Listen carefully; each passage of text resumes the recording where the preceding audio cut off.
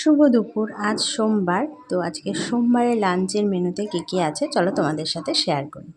তো দেখো, প্রথমেই রয়েছে গরম গরম ধোয়া ওটা ভাত। হ্যাঁ, সবেমাত্রই ভাতটা হয়েছে, এইমাত্র আমি উপর দিয়েছিলাম।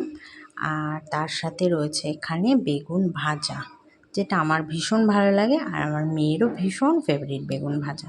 তো তার জন্য রয়েছে বেগুন ভাজা, আর এদিকে করেছি হচ্ছে গিয়ে রাঁধুনি ফোড়ন দিয়ে চাল কুমড়ো ভাজা।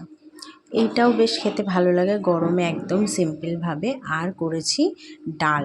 গরমের ডালের চেয়ে অমৃত তো আর কিছু হয় না। আজকে টক ডাল করিনি, তো ভাবলাম আজকে ডালটা রসুন দিয়ে করি। আর যেহেতু লেবু রয়েছে, গন্ধরাজ লেবু দিয়ে ডালটা একদম দারুণ জমে যাবে। গরমে এর চেয়ে ভালো খাবার আর হয় না। তো তাই জন্য একদম সিম্পল রান্নাবান্না করেছি আজকে। আর এই দেখো, রসুন দিয়ে একদম পাতলা করে ডাল করেছি।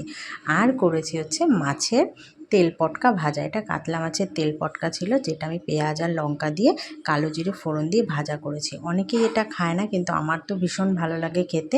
যেমন আমার বর একদমই পছন্দ করে না, আর আমার মেয়ে তো খাবেই না। শুধু আমার জন্যেই ভাজা করেছি মাছের তেল পটকা। এটা আমার ভীষণ ভালো লাগে। তোমাদের কার কার ভালো লাগে অবশ্যই কমেন্ট করো। টাটা।